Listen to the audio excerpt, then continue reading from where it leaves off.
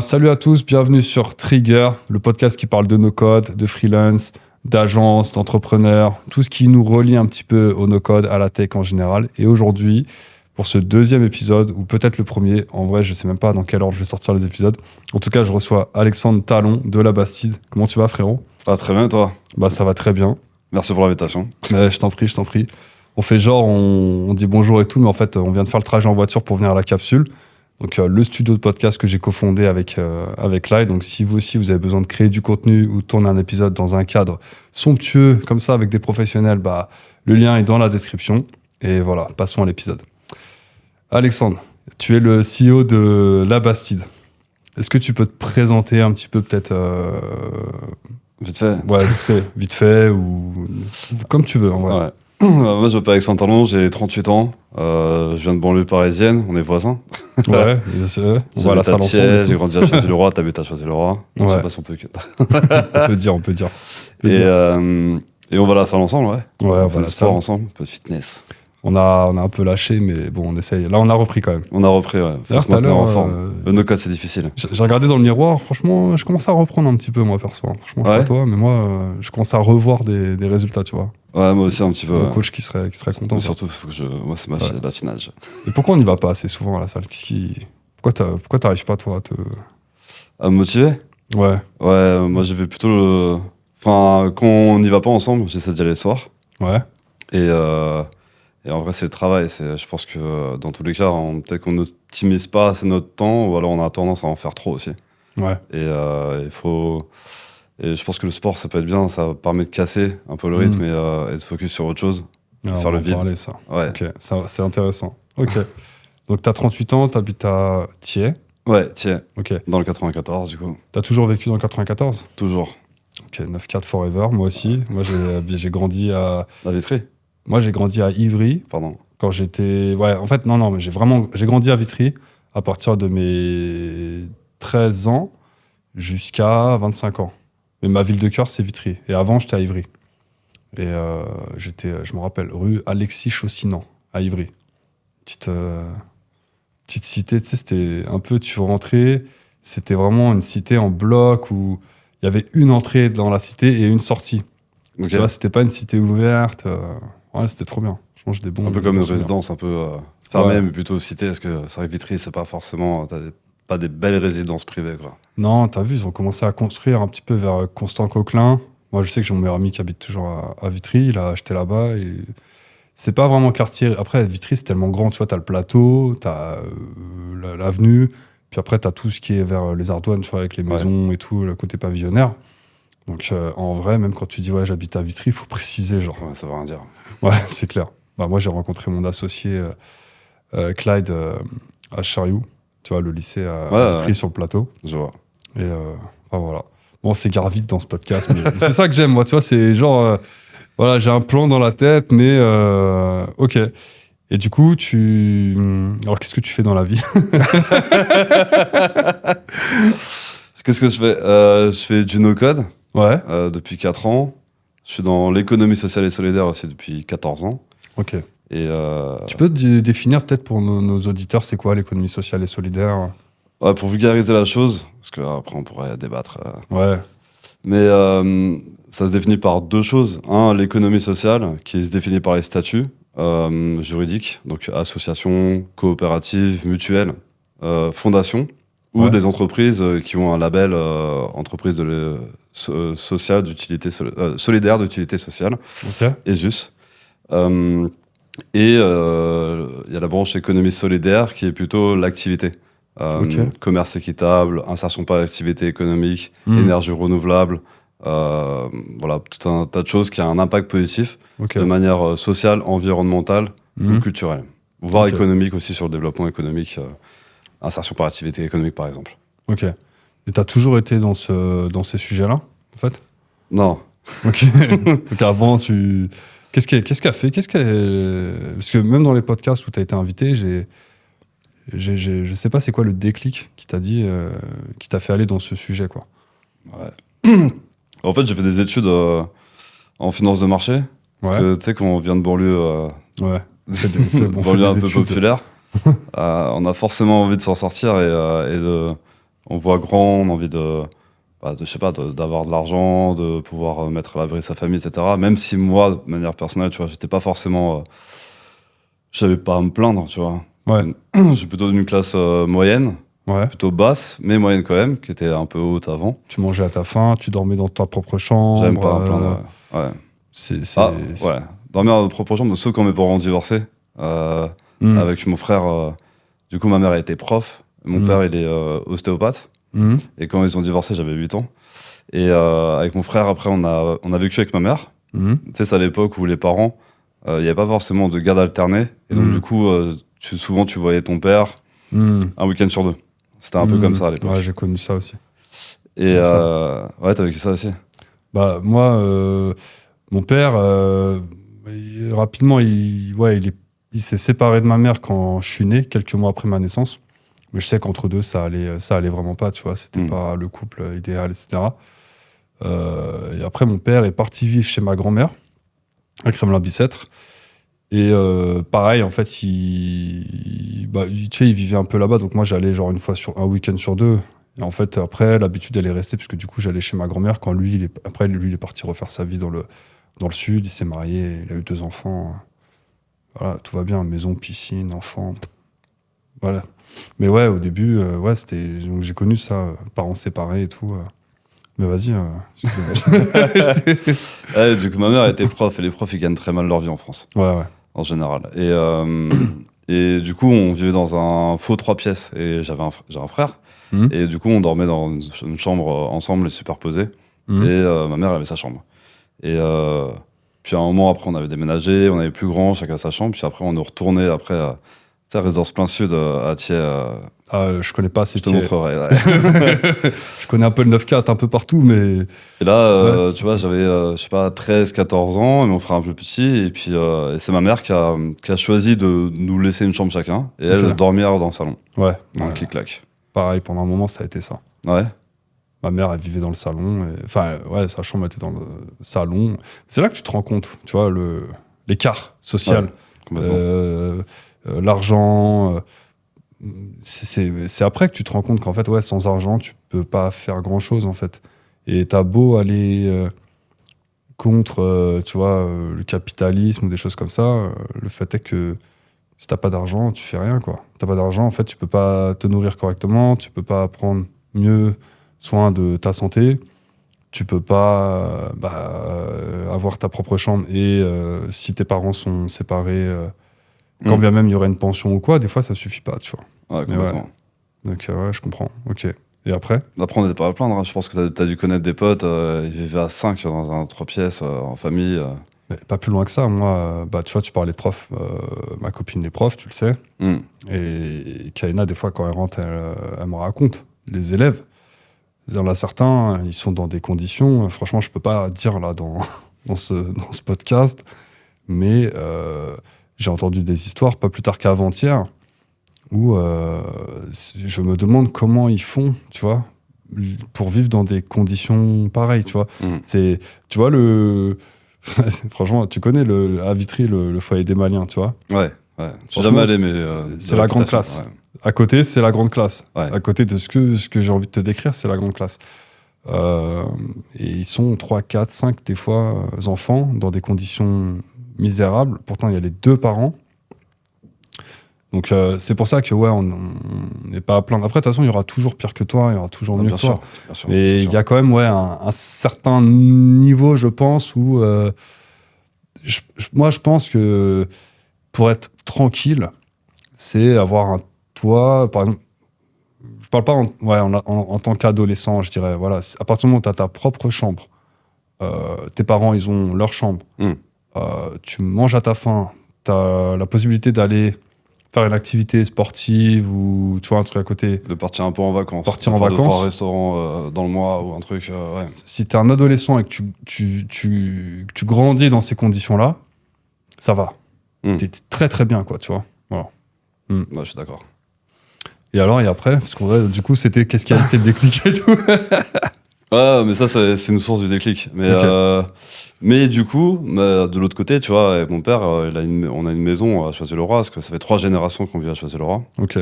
Et c'est une maison que le grand-oncle, l'oncle de ma grand-mère avait fait construire, parce qu'il était architecte. Ok. Et donc, du coup, on a toujours grandi dans cette maison. Donc, du coup, j'étais pas à plaindre. Il y avait une grande maison à côté quand on allait chez mon père, etc. Tu vois. Ouais. Et du coup, en fait, du coup, je voulais faire des études de finance de marché pour devenir trader. Parce qu'à l'époque, il y avait une mode. Je savais pas ça. Là, il y avait une série, je m'en souviens plus je sais plus comment elle s'appelait. Wall Street, elle s'appelait. Ouais. Et cette série, je crois, il doit avoir 30 ans maintenant. Ouais. Noir et blanc et tout. Ou c'était en Comment couleur? C'était en couleur ou c'était. Ouais, c'était en couleur, ouais, gros. Ouais. 30 ans, c'était. Attends, on avait 8 ans. J'avoue, non mais j'avoue. C'était TF, moi le samedi matin, TF et tout, tu vois. Ouais. Ouais. Et Ouais, donc, il y avait série, le Club Dorothée, on avait 8 ans, c'était en couleur. Minicums. Il y a des gens, ils vont pas savoir de quoi on parle là. Il y a des refs, ils sont trop vieilles. Ouais. Et du coup, ouais, il y avait une série, je sais pas, j'avais 14 ans, 13 ans, je regardais ça, et qui s'appelait Wall Street. Et je voyais un peu, tu sais, la finance de marché, ce qu'on appelait les Golden Boys, les mecs traders, etc. Un peu poudronné, tout ça, quoi. Genre, ouais, pas forcément poudronné, parce que moi je me rendais pas compte de ce que c'était. Je sais pas s'il y avait des images de ça, je m'en souviens pas. Ouais. Mais je voyais, il y avait toute une euphorie, une excitation devant les ordinateurs. Moi j'étais un peu geek aussi, je suis un peu geek. Okay. Et je voyais ça, et je voyais des graphiques, je voyais des trucs, enfin les gens ils cliquaient sur des boutons, ils faisaient des calls, etc. Je trouvais ça hyper stimulant, et je me suis dit, ça a l'air super, il va y avoir une ambiance sympa. Ouais. Et en plus de ça, tu gagnes bien ta vie. Et donc, du coup, tu sais, tu vois, les gens dans la série, ils partent en vacances, ils vont au restaurant, ils font des trucs de ouf. Il faut des bien restaurants que j'avais fait, je fais, ah putain, je pourrais faire ça. Et donc, du coup, j'ai fait des études en finance de marché jusqu'en Master 1. Et en fait, en Master 1, j'ai eu une prise de conscience. À un moment, je me suis dit, parce qu'il y avait un prof qui nous avait dit, en fait, il nous avait dit deux choses. La première, c'est la comptabilité, c'est du maquillage. Ok. Et l'autre, c'est vous allez travailler pour des gens qui détiennent le capital et donc du coup qui sont riches et qui ont un objectif principal, qui est de s'enrichir ou de garder cette richesse. Ouais. Je me suis dit, mais en fait, moi, je vais pas être utile envers mes potes, envers mon entourage, envers ma famille, etc., la société de manière globale. Et même, tu vois, quand tu vis dans une banlieue qui est populaire, mais où tu as la classe moyenne, la classe populaire aussi qui sont ensemble, je me dis, bah, en fait, j'ai rien à faire là. Enfin, c'est pas mon monde, quoi. Et comment je peux me rendre utile, du coup, à ce monde que je connais et à ce monde où je trouve ça qu'il y a quand même des injustices et des gaps, en fait, entre ce que tu vois à la télé, du coup, et la vie réelle. Ouais, bien sûr. Et comment tu peux réduire ça. Et il y a quelqu'un qui m'avait dit à l'époque, regarde, il y a un truc qui s'appelle la banque des pauvres. Je fais, c'est quoi ça, la banque des pauvres? J'avoue. Et la banque des pauvres, c'est plutôt une philosophie et en fait qui a fait naître certaines choses en finance éthique, finance responsable. C'est ce qu'on appelle aussi notamment la microfinance. Et c'est de quelle manière en fait des personnes qui n'ont pas d'apport peuvent faire un crédit. Ok. Ouais. Et à la base, il y a des usuriers qui font ça. Et les usuriers, c'est des mecs qui te prennent 200, 300% de taux d'intérêt, tu vois. Ouais, c'est abusé. Ouais, c'est ouf. Et c'est ça, en fait, le truc. Et j'ai découvert ça, et je me suis dit, putain, en fait, les pauvres, enfin, les personnes qui n'ont pas d'argent, déjà, payent encore plus d'intérêt sur ce qu'ils empruntent. Ouais, bien sûr. Bah, les pauvres, ils font... Moi, j'ai été dans une situation... Alors, j'ai pas été pauvre, hein, mais à un moment donné, tu sais, quand j'étais dans... Je pensais avoir besoin de certaines choses et tout. Et je me suis endetté, parce que tu sais, tu fais des paiements plusieurs fois. Crédit à la 3 consommation. fois, crédit à la conso, machin. Puis ça s'accumule. Et j'ai déjà failli être interdit bancaire. J'étais à découvert tout le temps, en fait. J'étais tout le temps à découvert de 500, 600 euros. Ça, ouais. Et, comme beaucoup de monde. Et en fait, après, c'est un cercle. Ouais, c'est un cercle après. Plus à t'en sortir. Parce que t'as plus... En fait, moins t'as d'argent, plus t'as envie de consommer. Ça, c'est un truc où... Ouais. C'est bizarre, hein, parce que maintenant, j'en ai plus. Avant, je m'achetais beaucoup de vêtements, etc. Là, pas plus tard que tout à l'heure, j'ai cherché mon seul jean, tu vois, qui est valable encore, c'est celui-là. Parce que tu vois, on est en télétravail, donc j'ai pas besoin de beaucoup de vêtements. Ouais, est-ce que je travaille tout nu? Ouais. Je fais mes calls en visio, tu vois, genre, il y a que là, ils voient à partir de là, tu vois.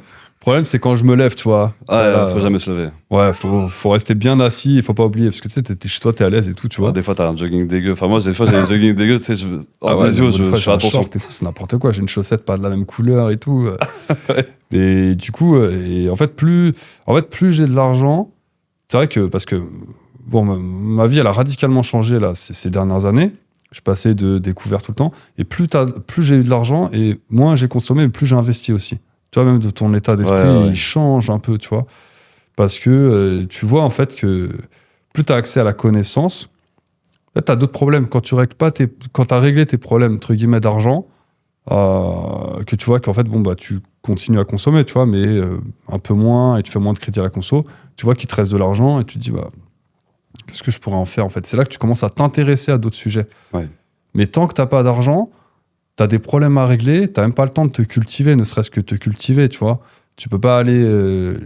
t'as vu, on parlait l'autre fois, il y a pas longtemps, le cinéma à 25 balles la place, quoi. Ouais, Toi, pour aller voir t'imagines. Dune 2, Dune 2, Dolby 25 balles la Cinema. place. Ouais. Moi, je l'ai senti, quoi, tu vois. Ouais, ouais. J'ai senti le coup de carte à 50 € pour pour 2 places de ciné, quoi. Mais quand bien même, c'est en IMAX et tout. Ouais. Mais bon, voilà. Mais ouais, donc tu t'es intéressé à tout ça, et ça a été une forme de déclic. Ouais. Et donc, du coup, j'ai t'intéresser à ces découvert un sujets. peu la microfinance. Du coup, la Banque des Pauvres, c'était surtout en référence à Mohamed Younous, qui a créé une banque qui s'appelle la Grameen Bank en années 70 au Bangladesh, qui a un peu institutionnalisé la microfinance à travers le monde. Et du coup, c'est prêté à des personnes qui n'ont pas d'apport. Ok. À des taux beaucoup moindres que des usuriers là-bas. Ouais. Et, Et par rapport aux banques, c'est pareil, c'est à peu près pareil. ouais, est-ce que ces même taux. personnes... ouais, du coup, à l'époque, il n'y avait pas de banque qui prêtait à des pauvres là-bas. Et, et voilà, et après, il y avait toute une philosophie qui était intéressante, qui peut se discuter et se débattre, ce qui est justement les personnes qui sont en situation de pauvreté. Est-ce que tu vas leur donner, s'ils m'ont dit par exemple, ou alors tu vas leur prêter pour un objectif particulier?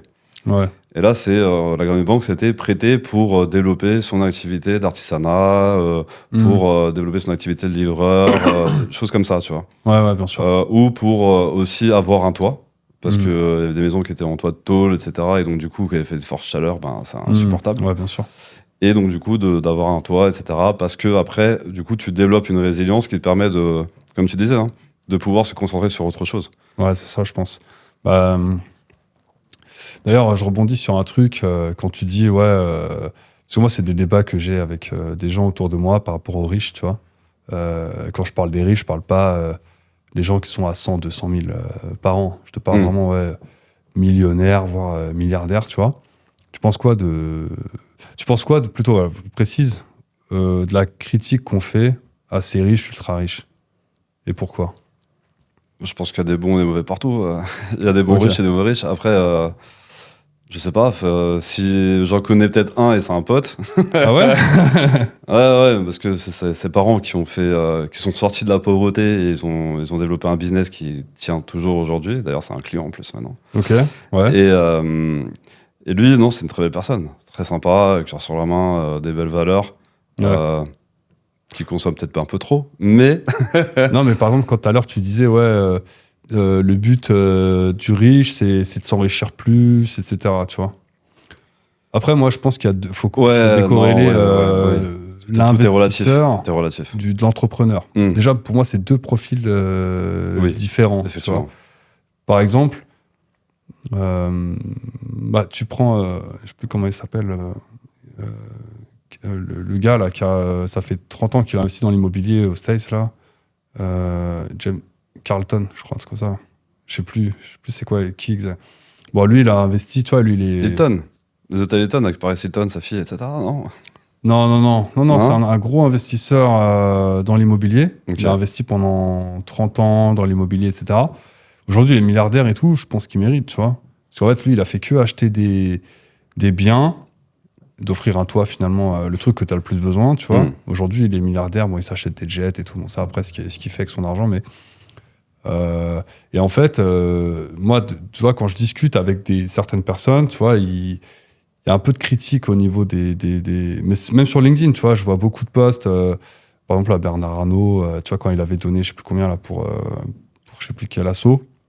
Bon, C'était pour Notre-Dame, notamment quand elle a brûlé. ouais, Et voilà. après, il y avait autre chose encore. En fait, à partir du moment où ces gens-là font quelque chose, soit ils en font pas assez, ils vont se manger une critique, soit, soit c'est assez, mais ils vont se manger la critique du il fait ça pour le Pour branding, défiscaliser, par exemple. pour défiscaliser. Ou pour du greenwashing, social washing. Ouais. Ouais, voilà.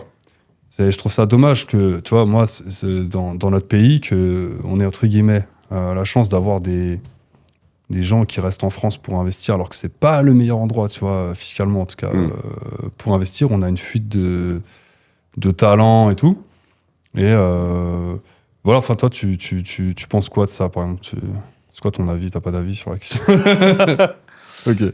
Non, franchement, j'ai pas forcément d'avis. Enfin, je suis pas à leur place. Je sais pas comment je réagirais à leur place et ce que je ferais. Et je pense qu'il y a des bons et des mauvais partout, hein, que ce soit riche, pauvre, classe moyenne, Ok. extraterrestre. J'avoue. Ouais, c'est ce que je me dis aussi. Ok. Par exemple, avec la Bastide, donc parlons un peu de la Bastide, du coup, ton agence. Ah ouais. Ouais, la Bastille, du coup, c'est une agence no-code qui travaille quasi exclusivement pour des projets à impact positif. Donc, impact positif environnemental, économique, social, culturel. Ouais. Ou voire dans la santé, des fois, ça peut arriver. Ouais. Et aujourd'hui, on est spécialisé sur... Enfin, aujourd'hui, on est 10. 10 équivalents temps plein. Ouais. Salarié, c'est quoi la structure un peu? Les deux, enfin, il y a des salariés et des freelances. On est 3 cofondateurs. Ouais. Il y a Thierry, François et moi. À part égale? À part égale. 33, un tiers chacun. Ok. Parce que l'équité, on trouvait ça bien. Et dans le SS, en général, c'est souvent ce qu'on retrouve. Et il y a vraiment cette notion d'équité, d'égalité. Équité, ouais. Ouais. Et du coup, on est composé à la fois effectivement de freelance et de salariés. Ok. Et on a un peu de salariés, la majorité c'était freelance, notamment les deux associés. Moi j'étais freelance aussi pour la boîte pendant longtemps. Ouais. Et je suis enfin salarié. J'étais freelance, pardon, comme eux. Et du coup je suis salarié enfin depuis février. Pourquoi ce switch? Pourquoi t'es pas resté freelance pour la Bastide, par exemple? Pourquoi Parce que j'ai 38 ans, j'ai pas d'enfant, mais je suis pas non plus propriétaire. Et aujourd'hui en France, c'est un peu difficile aussi de pouvoir emprunter. Emprunter alors que... ouais. En tant qu'entrepreneur ou entrepreneur qui n'a pas de revenus en fait réguliers. Et un salaire permet d'emprunter plus facilement. Ouais. Notamment ça. Et la sécurité, la mutuelle, les tickets resto, voilà. En fait, il y a un confort et je trouve ça hyper valorisant d'être salarié de sa propre boîte. Ah ouais? Ouais. Moi, tu vois, franchement, je pense pas comme ça, moi. Ouais. Je pense au contraire que être salarié de sa boîte, je sais pas. Moi, en fait, en gros, de toute façon, quand tu es dans une boîte, je pense qu'il y a 3 rôles. Il y a un rôle actionnaire et un rôle de salarié. Ouais, non, c'est un peu les 2 rôles, quoi. Et après, t'as un rôle à la direction, mais tu vois, par exemple, là, pour la capsule, je pourrais pas être salarié de la capsule. Parce que mon objectif, c'est pas de toucher un salaire à la capsule. Tu vois, mon objectif premier, c'est que la boîte, elle vale plusieurs milliers, plusieurs millions. Et donc, en fait, tu vois, ça a été c'est un sujet normal dont on parle avec mon associé, etc. Mais moi, pour donner, je sais pas, full valeur, en fait, c'est dur d'estimer, par exemple, toi, ton salaire. Est-ce que tu arrives à l'estimer déjà, ne serait-ce que ça, tu vois? Ou est-ce que tu prends ce que tu as besoin? C'est quoi ton état d'esprit par rapport à ça? Est-ce que tu prends par rapport à le temps que tu passes et t'appliques un peu un taux horaire? Voilà, ça, c'est pas possible. Mais est-ce que tu... Je suis au forfait, après. Je suis forfait que sur mon salaire. Hein. Tout le reste, par contre, on est en no estimate. Ouais, non. Ouais, en fait... on a eu un premier salarié, qui est toujours là, Loïc, qui est un développeur Bubble de génie. Ouais. Et Loïc, ça a été notre premier salarié. On l'a salarié en février de l'année dernière. Ouais. Et il sortait d'un bootcamp de chez Auto, qui est un organisme de formation, Ouais. autour de Bubble, qui ont écrit le bouquin qui est juste derrière. Ah oui. Dédicace à Thibaut. Ah, Thibaut. Thibaut, Nico et André. Ouais, bien sûr. Les trois. Les autres, le nom m'a échappé. Mais bien sûr, Non, dédicace. Ouais. Et en fait, quand tu as une boîte et que tu es en fait confortable sur tes projections en fait de chiffre d'affaires, de marge, de trésorerie, et ben le fait de pouvoir salarier des personnes qui veulent être salariées, Ouais. bah c'est hyper gratifiant et ça veut dire que ta boîte en fait tourne. Et dans un des podcasts là de contournement qui est sorti, Hmm. il y a ce côté aussi quand t'es une agence, c'est de la fuite des talents. Hmm. Ouais, alors je parle même pas de mon salaire en fait. Mais Ouais. après, je t'explique un truc, c'est Non, la mais fuite des talents. je reprends ce que je t'ai dit tout à l'heure Pas la par fuite rapport des- au. En fait, je pense que. Moi, j'ai plus un profil, j'aime bien être sur plusieurs choses en même temps, tu vois. Ouais. Donc, en fait, c'est vrai que je précise du coup, tu vois, par exemple, toi, à part la Bastide, tu n'as pas d'autres business, tu vois, tu t'investis pas dans de l'immobilier, tu fais que la Bastide, c'est ton. Voilà, Après, j'investis personnellement. J'investis côté sur les finances, dans veux des dire, boîtes. t'as pas dans d'autres sources des de petites actions. revenus sur lesquelles tu as besoin d'apporter de la valeur, du temps. Non, mais j'exclus pas ça non plus. Ok. Mais ce sera pas sur du no-code. Ouais. Ouais. Ok. Ça serait sur quoi, genre? J'en sais rien. Ce serait de monter, je sais pas, j'en sais rien, plus tard un bar, un restaurant, un truc. Ça, j'aime bien ça. Après, je pourrais pas y travailler, mais d'avoir une boutique, faire un truc intéressant, ouais, ou autre chose, je sais pas. J'ai pas aujourd'hui de. Mon grand rêve, moi, c'est. T'as pas de. Non, mais. Non, Tu mais vois- moi, mon grand rêve, tu vois, t'as déjà fait, enfin, j'ai fait il y a 7 ans, Ouais. une sortie en mer pour aller voir les dauphins. Ouais. C'était sur la Côte C'était où? d'Azur. Ok. C'était à Carnot-en-Provence, à côté de Cannes. Mhm. Et donc, du coup, c'était une journée entière où, en fait, on allait plonger dans leur milieu naturel plutôt qu'aller voir Mhm. dans Dans un zoo. Exactement. Ouais. Et, Ça, je boycotte, hein, d'ailleurs. ouais, Depuis pareil. quelques Je années, boycotte je de fou. boycotte fort. Parce que c'est horrible. En fait, c'est. c'est de la torture. Il y a des choses avec lesquelles je suis sensible. Le plastique. Après, j'agis pas assez, mais en tout cas, je suis hyper sensible. Parce que j'ai vu. Tu connais l'association Ocean Blue? Ouais, Tu as vu ce qu'ils font, le plastique qu'ils ramassent et qui tout. ramasse sur les C'est plages. incroyable. Ouais, de ouf, ouais. Donc ça, j'essaye, tu vois, de réduire en tout cas le plastique. Il y a Soft Rider Foundation qui fait ça aussi. Avec des bateaux aussi, genre ils font quoi, du Ah, ramassage ils font pas sur le bateau, non. Non, Soft Rider Foundation, ils ramassent beaucoup sur les plages. Ouais. Ocean Blue, attends, vas-y, dis-moi. Ocean Blue, en fait, tu vois, ils ont innové justement. Et ils ont construit un bateau qui est capable de ramasser, je sais pas combien de kilos de En déchets pleine mer, c'est ça? en pleine mer et tout, quoi. C'est incroyable. Et en fait, à chaque fois, il y a des vidéos où tu vois ce qu'ils ramassent et tout. Mais c'est incroyable ce qu'il y a dans les océans, quoi, tu vois, en termes de déchets, de plastique et tout. Et bon, voilà. Ah, moi, c'est Sea Shepherd que j'aime bien. Si, je sais pas, ça me dit quelque chose. C'est les pirates des mers. qui vont aller s'aborder les bateaux de pêche Ah ouais? de baleines, etc., de dauphins. Ah ouais, ça c'est... Ouais. Paul Watson, c'est un des fondateurs, c'est un ancien de Greenpeace qui a créé ça parce qu'il trouvait que Greenpeace n'était pas assez militant. Voilà. Ok. Et ouais, toi, tu disais, ouais, t'as été en bateau, enfin, t'as été plongé avec les dauphins. Ouais. Au Ok. milieu naturel. Et il n'y a pas de. Comment dire? Il n'y a pas de. C'est de grille ou autre. Non, tu plonges en pleine mer, comme ça, tac, le bateau il s'arrête, il voit des dauphins, tac, il s'arrête et tu plonges, tu les vois, tu vois, tu les caresses pas, t'as pas le droit de les toucher. Ils viennent pas vers toi et tout. Non. Ok. Ah, ils sont pas loin. C'est chaud, Mais, un dauphin, frère. Ça, je sais pas. Comment? C'est On chaud. essaie de pas interférer avec le milieu naturel, Ouais, de ouais. pas les toucher, etc. Et j'ai kiffé. Et je me suis dit, mais moi, mon kiff, tu sais, c'est cool. Ouais, hein. ouais, franchement, vas-y. J'ai tellement kiffé que je me suis dit, putain, j'aimerais bien faire ça. En fait, moi, mon rêve à la base, je voulais être vétérinaire océanographe pour m'occuper Ouais. des dauphins. Ok. Franchement, trop bien.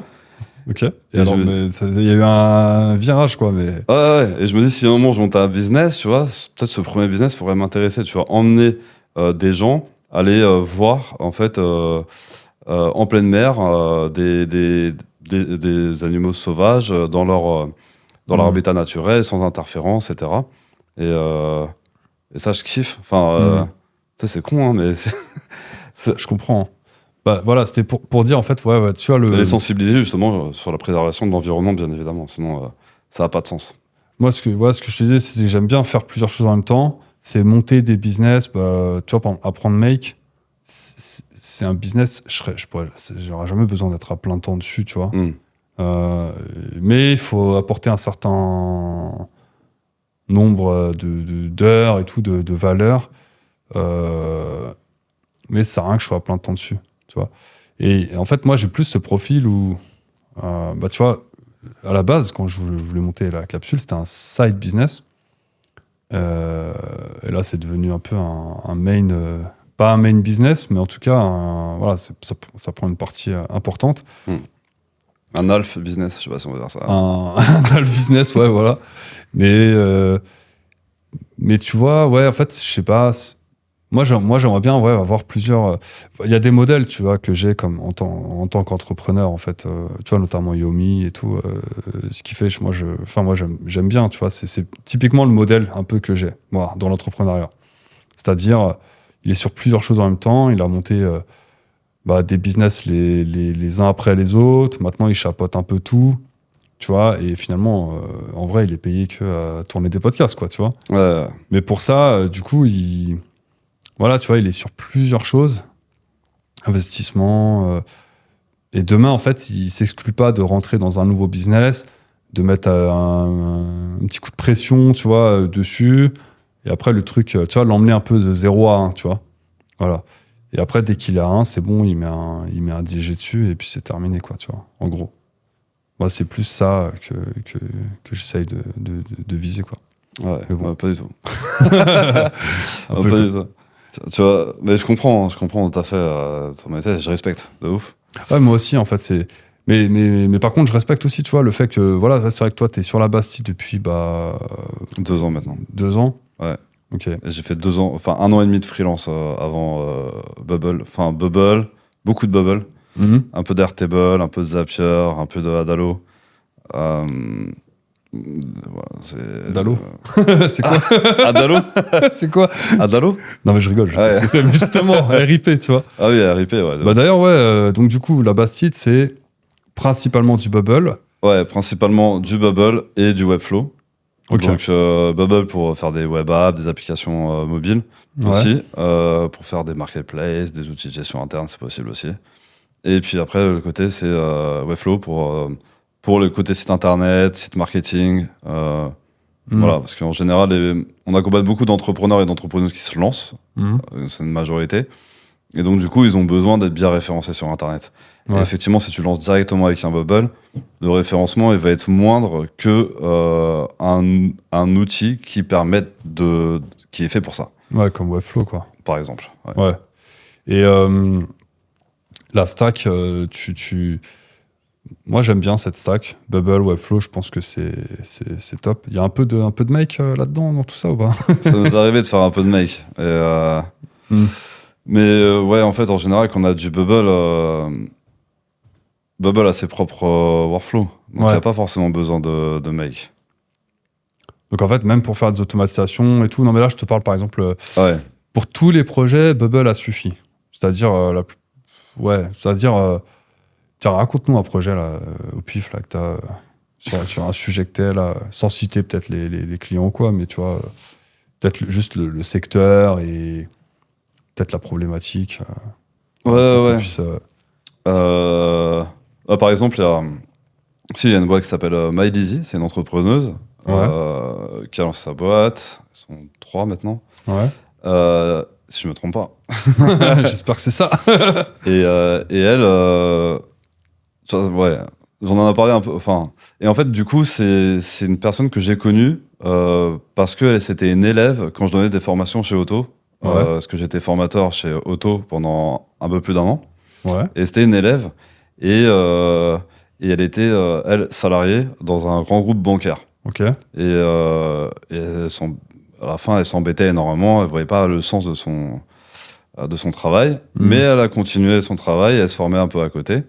Et puis, à un moment, en fait, elle a parlé avec beaucoup de personnes qu'on connaît dans l'environnement auto, etc., des buzzers, etc. Et il y en a plein qui se disent, mais vas-y, mais si t'as envie de le faire, vas-y, lance-toi. Dans tous les cas, voilà, tu vas avoir... si tu peux négocier, tu vois, genre un départ, tu peux, et fais-le, permets-toi de le faire, tu vois. Il y a beaucoup de gens qui se permettent pas, en fait, d'entreprendre. Et ça, déjà, je la salue parce que elle s'est lancée dans le vide toute seule, tu vois, comme ça. Clairement, ça c'est clair. Et du coup, en fait, c'est une plateforme, un peu, comme tu veux, un peu un Doctolib, mais pour tout ce qui est parentalité, périnatalité. Ok. Donc, imaginons tes parents et tu as besoin, je sais pas, d'avoir quelqu'un, je sais pas, pédopsychiatre, imaginons. Ouais. Et ben, tu peux aller sur ces plateformes-là et découvrir un peu les personnes qui sont sur une map autour de chez toi et pouvoir réserver aussi des créneaux en ligne. Exactement. C'est ouf ça. Ouais. Et ça marche. Et toi, t'as développé l'application donc sur Bubble. Ah non. Ah oui. Au début, c'est elle qui l'a développée. Ouais. Mais je crois que tu m'avais raconté, ouais. Et même elle elle est pas experte là-dedans. Mais oui. Bah, en fait, au bout d'un moment, il fallait qu'elle fasse. Quoi. Non, c'est pas ça. Non, ça allait. Est-ce que c'était pas. Il y avait des choses. C'était pas aussi développé que ça l'est actuellement. Donc, ça restait une V1, voire V2. C'était éclaté, quoi. Non. Il veut pas dire. Non, c'était pas éclaté. Ah, ok, ouais. Mais elle avait bien fait. Elle avait fait un POC, quoi. Ouais, plus qu'un POC. Mais plus qu'un POC. Ok.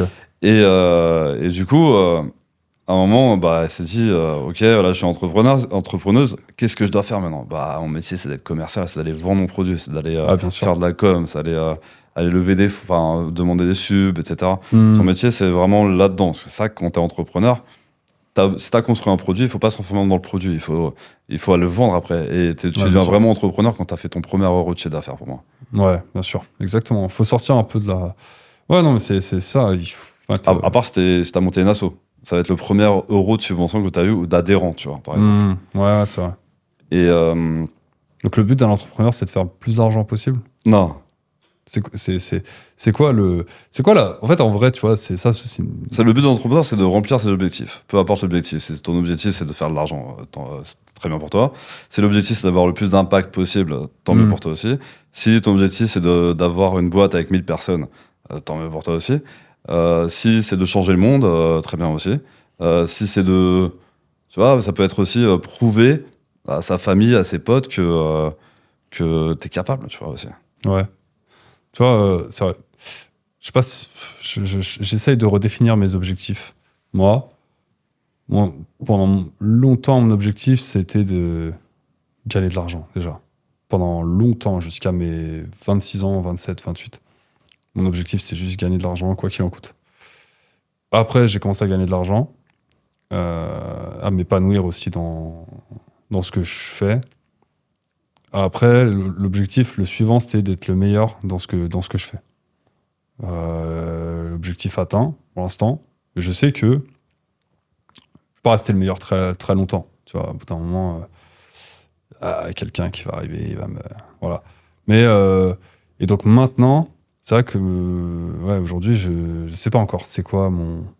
C'est pas de faire plus d'argent possible, mais ça serait peut-être plus, tu vois, une nouvelle métrique pour moi, ça serait de former, je sais pas, centaines de GOAT, tu vois, sur Make. Ouais. Et que demain, je sais pas, il y en ait, je sais pas, 10% qui font une agence de ouf et me dire, waouh, eux, je les ai mentorés. Ça serait, un objectif, tu vois. Tu vois, il y a un autre truc aussi... D'ailleurs, ça m'est arrivé, c'était la semaine dernière. J'ai une femme de ménage depuis plusieurs années. Et là, maintenant, tu sais, elle m'a vu évoluer. C'est une des seules personnes qui était là tout au début, tu vois, autour de moi actuellement, et qui est encore là aujourd'hui. Donc, elle a vu le parcours depuis que je suis rentré dans le no-code et tout. Et moi, pendant toutes ces années, j'arrêtais pas de lui dire... Mais parce qu'on discutait et tout, je lui dis entreprends, fais quelque chose, je sais pas, monte une agence avec d'autres femmes de ménage, machin. Et toujours les gens n'osent pas entreprendre, en fait, ils ont l'impression que c'est une montagne et tout. Et en fait, je l'ai saoulé à la limite du harcèlement, tu vois. Ouais.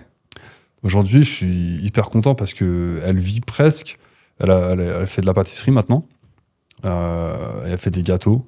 Et franchement, elle fait des bêtes de gâteaux. Elle est sur TikTok et tout, machin. Et elle est venue T'as lundi. goûté ces gâteaux? Pas encore, mais j'attends l'occasion où je vais Ah, pouvoir. faut de la force aux gens. Bah Acheter ouais, des gâteaux, ouais. grave, mais je veux pas le gaspiller, tu vois. Bah, achète le gâteau pour lundi soir, il y a une soirée. Vrai, il y a moyen. Il y a moyen, en plus on est 4, donc il y a moyen de. Mais ouais, mais grave, pourquoi pas.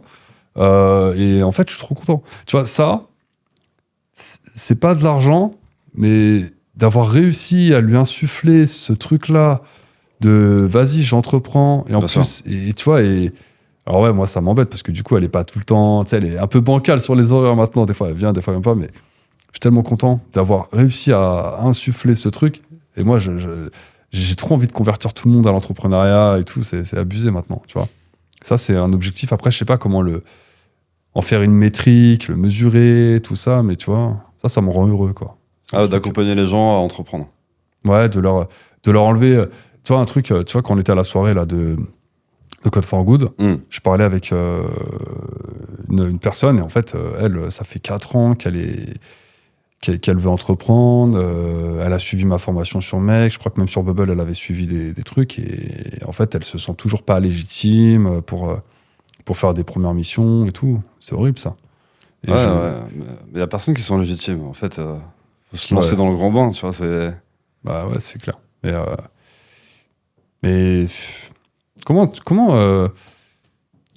Bubble, tu vois, c'est un outil, ça m'a. On fait des virages parce que tu vois. Pour revenir sur Bubble. L'entreprise, elle s'appelait, dont je parlais, c'est MyLeasy, MyLeasy. On mettra dans la et description. tout est fait sur Bubble et elle a son blog sur Webflow. Ok. Et son blog sur Webflow, c'est ma compagne qui l'a faite. Ok, donc Tiffany. ça va, c'est bien faire. Big up à Tiffany qui va faire le site web aussi pour la capsule. Voilà. Ça, c'est dans le podcast public maintenant. T'es obligé de. Tu peux pas revenir en arrière. Tu peux pas. D'ailleurs, la stack, Bubble, moi, j'ai jamais mis les mains dans Bubble. C'est pas un outil qui m'attire, tu vois. Je suis un peu plus modulaire, open source et tout. Est-ce que, tu vois, tu penses qu'aujourd'hui, Bubble, c'est un outil qui va rester par rapport aux concurrents? Enfin, je ne veux pas dire concurrent, parce qu'il n'y a pas de concurrent à Bubble en soi, en vrai. Plutôt aux alternatives, comme la stack XanoWeb ou Supabase et un autre outil. Comment tu vois Bubble se positionner sur les prochaines années par rapport à ça? Bubble, c'est particulier, parce que c'est un des plus vieux outils no-code. Ça fait 12 ans qu'ils existent. Ils sont une centaine de salariés. Donc c'est une boîte aussi assez importante. Comparé à d'autres concurrents où il y a peut-être moins de salariés. Bien sûr. C'est un outil qui permet principalement de faire du produit. Donc si tu as besoin de faire une marketplace, une web app ou des trucs comme ça, donc un produit, et pas un site web, mais juste côté produit autre, applicatif avec en tout de la cas. logique et tout, quoi. Bubble. Pour se lancer, en tout cas, pour faire un side project, pour entreprendre ou même développer développer un autre produit dans ta boîte, etc. Bubble, c'est très bien. Après, c'est vraiment du no-code. Enfin, c'est vraiment c'est de la programmation visuelle. Les autres outils dont tu parles, par exemple, il y a une agence qui s'appelle Gaspacho qui a fait un post LinkedIn, je crois, il y a quelques jours, et qui montrait un peu l'intérêt et d'où venaient en fait ceux qui se formaient maintenant à WeWeb et Xano. Ok. Et je crois qu'en l'espace d'un an, c'est passé de une grosse partie entrepreneur à plus du tout, et c'est quasiment que des grands groupes en fait, des personnes qui sont déjà dans des entreprises en fait, qui se forment là-dessus, qui font partie de PME, ETI, et donc du coup c'est une stack qui peut être intéressante, peut-être pas adaptée, tu vois, aux startups, aux porteurs de projets. Ouais. C'est pas fait pour, en fait, la stack XanoWeb, c'est pas fait pour kickstart, quoi. C'est pas fait pour kick-off. En fait, c'est du low-code. En fait, après, si t'es développeur de métier, effectivement, rentrer dans du WeWeb plus du Xano, du Supabase, ça va être plus simple pour toi, parce que tu vas avoir des repères de développeurs. Non, je suis d'accord. Alors que Bubble, c'est leur propre logique. Tu vois, moi, ce que je reproche à Bubble, après, justement, tu peux te challenger. Après, c'est plus une idée que j'ai, parce que, comme je te dis, j'ai jamais mis les mains dedans, mais des discussions que j'ai, c'est que Bubble a ses propres logiques, ses propres systèmes. Tu vois, même la base de données, elle est... Je sais pas, elle est différente. Les workflows, c'est pas... j'ai l'impression, tu vois, un Ouais, mais avantage... au même titre que Glide, par exemple. Exactement. Tu vois, justement, parlons-en.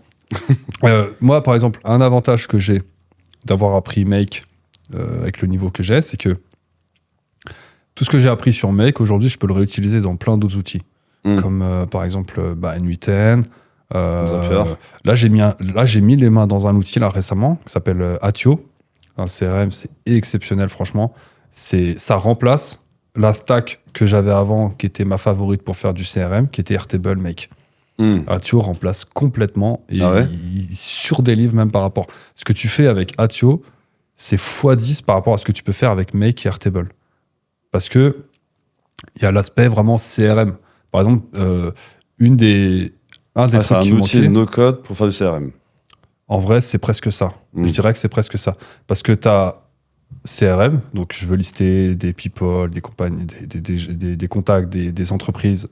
Je peux rajouter des objets. Je ferai une vidéo là-dessus complète parce que c'est vraiment un outil qui est incroyable. Tu peux créer des objets, en fait, en gros des tables, où tu vas stocker, par exemple, là, j'ai un projet justement en ce moment où on va stocker des salons, des événements. Donc tu vois ça, normalement, c'est des tables dans Airtable. Le truc, c'est que il y a l'aspect où il s'intègre directement avec ta boîte mail. Donc, tu peux écrire un mail, donc tu as tout le suivi des mails. Ouais, je vois. Ouais, franchement, ça t'intéresserait. Hein. Franchement, je te ferai une petite démo. Incroyable outil. Et après, déjà là, tu vas archi loin. Tu peux créer des listes.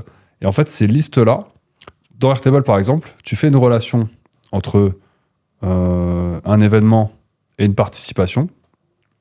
La relation, elle reste. D'accord ? C'est ancré dans le marbre. Dans Atio, tu peux faire une liste d'événements.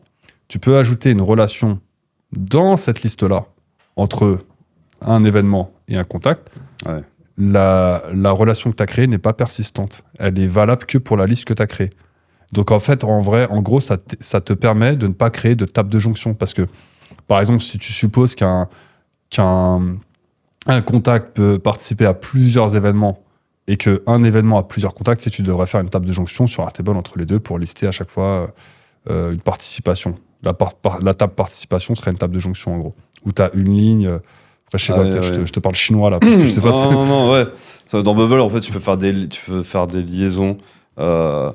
Tu peux faire des listes. Enfin, tu peux faire en sorte qu'un champ, ça soit une liste de ce qui se passe dans une autre table. Ok. Et à contrario de Airtable, quand tu fais pas des, tu sais, dans Airtable, tu fais des links. Ouais. Et du coup, ça crée des. Ça reste. Ça crée dans les deux tables. Exactement. Une relation entre les deux tables. Alors que dans Bubble, tu fais pas.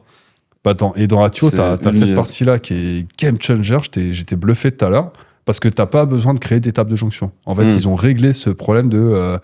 Et la partie automatisation également, c'est Zapier. Vraiment. Okay, c'est exactement la même interface, tu vois. Step 1, step 2, step 3. Et t'as autant de liberté que dans Zapier, sauf que c'est pour un outil CRM. Non, franchement, l'outil est incroyable. C'est backé par Y Combinator. Ok. Donc, je sais plus pourquoi je te parlais de ça. Ouais, voilà. Oui, donc on parlait des outils, type Bubble.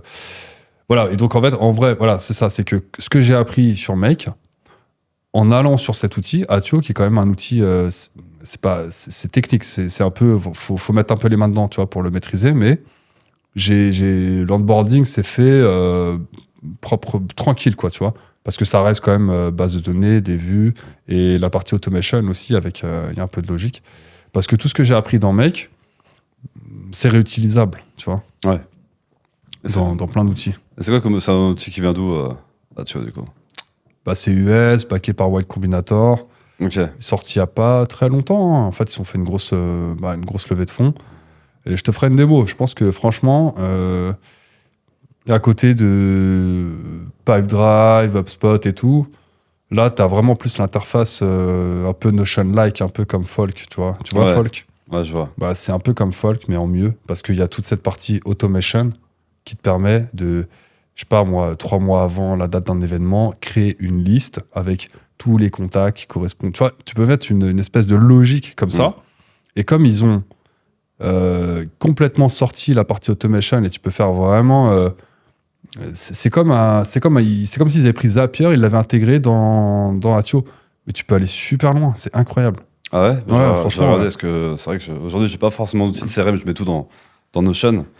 Et c'est très limitant. Quoi. C'est très bien, mais en fait, tu vois, la réflexion que je me fais, c'est que c'est vrai que les clients, quand ils m'ont demandé chaque fois, ouais, faites-moi un CRM sur Airtable et tout, il y a plein de trucs que tu pourras jamais faire. Le suivi des mails, t'as envoyé combien de mails à tel client? Tu cliques sur un contact, à droite, t'as pas tous les mails que t'as envoyés, tu vois, c'est pas possible sur Airtable de faire ça. L'interface. Sur Bubble, tu pourrais, parce que tu peux faire des calls API, etc. C'est facilement. Ouais, mais tu vois, c'est. faut crafter, quoi. Ouais, Alors qu'il y a des outils aujourd'hui qui existent, qui commencent à être bien sur l'étagère, qui sont. Bah, comme celui-là, en tout cas, moi, je kiffe. Et ouais, donc voilà, et Glide, c'est pareil, en fait. Je sais pas, tu penses quoi de Glide, toi? Glide, j'avais testé Glide il y a 4 ans, en fait. J'ai mon frère qui m'a envoyé une liste Excel de films qu'il aimait bien, avec plusieurs colonnes. Une colonne par pays, une colonne réalisateur, une colonne avec des acteurs, une colonne le synopsis, une colonne date, tu vois, des choses comme ça. Et puis j'ai mis ça dans un Google Sheet, et à l'époque c'est quand Glide n'avait pas sa propre base de données. Et du coup j'ai fait l'app, ça m'a pris je sais plus 2 heures, et puis après j'allais le retrouver pour l'apéro avec lui, et je lui ai montré, il m'a fait ouais, ça va, c'est bien. Ouais, c'est bien. Mais je lui ai dit ça a pris 2 heures, pour lui il n'y avait aucune valeur. Au fait, j'ai pris 2 heures pour le faire. En plus, j'ai montré, regarde, il y a une map et tout. Il n'y avait pas de besoin, quoi. Il n'y avait pas de besoin. Donc, tu peux faire des trucs très sympas comme ça, mais s'il n'y a pas de besoin, ou s'il y a personne qui s'en saisit, ça servira à rien. Mais là où je voulais revenir, c'est qu'aujourd'hui, c'est vrai que Glide est beaucoup plus poussé et a shippé pas mal de fonctionnalités depuis 4 ans, quand même. Mais en termes de pricing, je trouve ça... À la base, c'était un outil qui était c'est du B2C, en fait, on va dire. C'était pour... transformer des sheets en... Pour faire des applications, en fait. Faire des progressive web apps. Mais, pour transformer des sheets, des trucs... Mais, pour faire des progressive web apps au grand public. Maintenant, j'ai l'impression que c'est devenu un outil pour faire des outils internes d'entreprise. Parce que le pricing, il est au niveau de nombre de users, c'est assez prohibitif, je trouve. Bah là, moi, c'est un outil, j'ai mis quelques billes dessus, j'ai fait 2 projets, 2 gros projets. Et là, il y a un des projets où je mets en relation, en fait, des coachs en boxe qui font des séances dans des EHPAD. En gros, bref, il y a toute une logique et tout que j'ai réussi à faire. Moi, ce qui me dérange là, c'est que Glide, ça devient trop cher, parce que pour collecter Airtable déjà sur Glide, juste tu vas payer $100 déjà. Si tu payes annuellement. Si tu payes mensuellement, c'est $120. Bon, déjà, t'imagines juste $120 juste pour connecter Airtable avec Glide. Alors qu'avant, c'était sur le plan gratuit, je crois.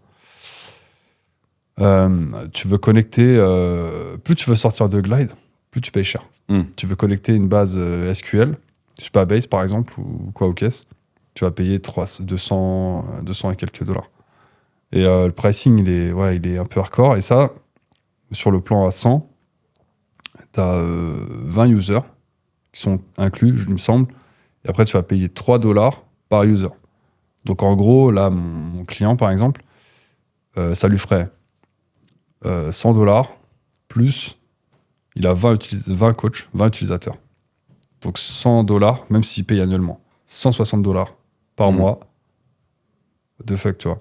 Et c'est pour ça que tu vois, Bubble, il y avait un sujet aussi par rapport au pricing, tu vois. Et même sur Make, il y a des sujets par rapport, tu vois, parce que bon, après, je suis un peu biaisé de ça. Non, Make, il y a plein de choses à redire. Par exemple, moi, un des reproches que je fais à Make, c'est ça ship pas grand chose là depuis un petit moment.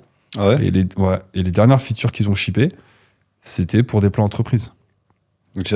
Ils ont pas fait des trucs sur l'IA comme fait Zapier ou NVTN. Personne l'utilise. C'est pas intéressant. Ça, c'est pas game changer actuellement, tu vois. Tu peux pas coder dans Make, tu peux toujours pas coder dans Make, sauf sur le plan entreprise. Et sur Zapier, tu peux, c'est ça? Sur Zapier, tu peux depuis le premier jour, quoi, tu vois.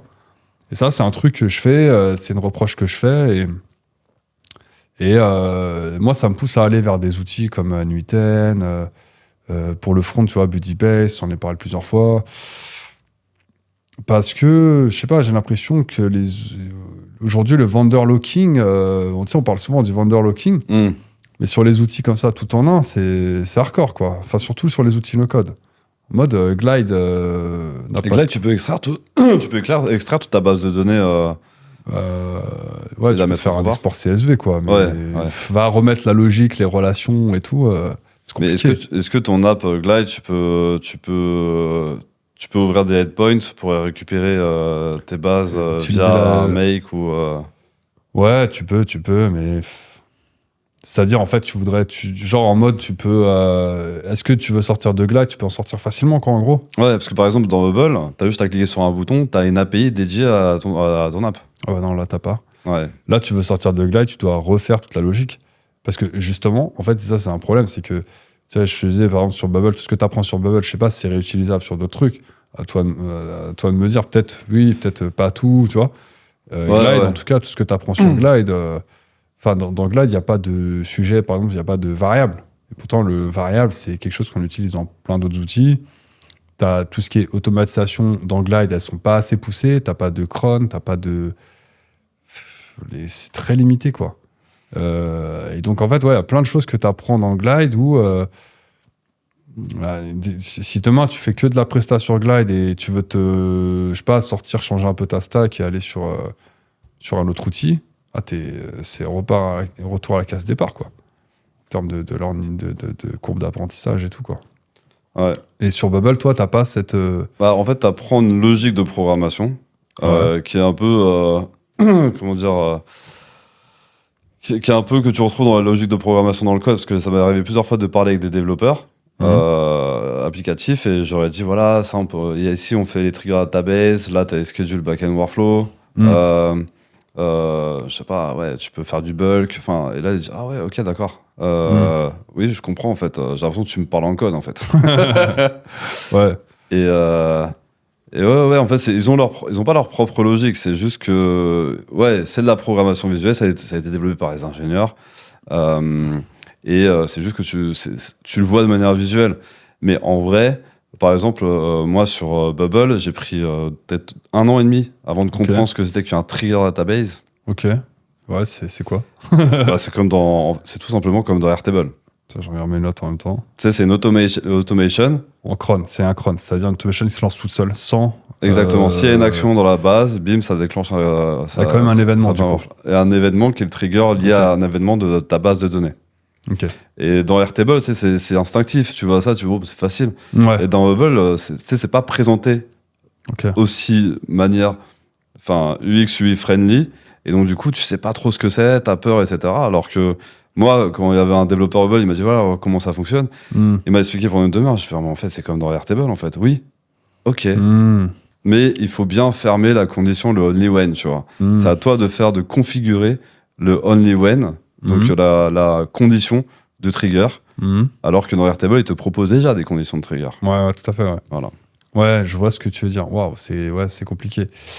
Par exemple, dans Supabase, tu peux faire du cron. Dans Budibase, tu peux faire du cron. Donc, c'est-à-dire le fait qu'une automation va se lancer, même dans Make, elle va se lancer sans événement extérieur à certains moments de la journée. En fait, l'événement est le temps. C'est-à-dire, tu l'as configuré pour dire tous les jours à 9h, elle va se lancer tous les jours à 9h.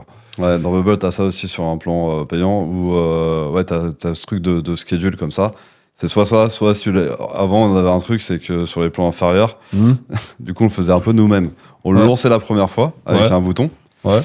Et enfin, ce que je faisais moi, en tout cas, il y a d'autres techniques. Ouais. Et tu le lances en front, tac, une fois, et ça faisait une boucle récursive. Et tu disais que tous les. Comment dire, tu vas scheduler en fait la prochaine. En fait, tu faisais un back-end workflow qui se rappelait, genre à n à j plus 1, j plus 4, etc. Incroyable. Ok, ouais, je vois. Et tu le rappelles comme ça. Ok, ouais, je vois. C'est Ouais, le système de boucle. Et après, tu peux mettre des conditions par rapport au nombre de listes, enfin, de choses que ça a été fait, nombre d'itérations, etc. Tu peux aller assez loin là-dedans. Ouais, dans Make, tu peux faire, par exemple, il y a un truc, mais j'ai jamais testé, en vrai, faudrait que j'essaye juste pour la science. Dans Make, par exemple, tu peux appeler t'as un webhook qui reçoit un payload, donc ça déclenche l'automatisation. Puis à la fin de ton scénario, tu as un module HTTP, et là, tu lui fais requête, le webhook, et donc, du coup, si tu le lances une fois, bah, ça va boucler de façon infinie, quoi, tu vois. Et alors, des fois, c'est utile, ça, pour faire de la pagination sur des API et tout. Ouais, si tu boucles mal, ouais, Ah ouais, là, ça part c'est comme dans Bubble, c'est pareil, c'est le même principe. Et des fois, Ouais. dans Bubble, en plus, tu peux même... Il y a un module qui s'appelle... Enfin, un plugin qui s'appelle API Connector, Ouais, et qui te permet, en fait, de connecter avec plein d'API différentes. ouais. Des API qui sont déjà existantes ou juste c'est un module où tu peux.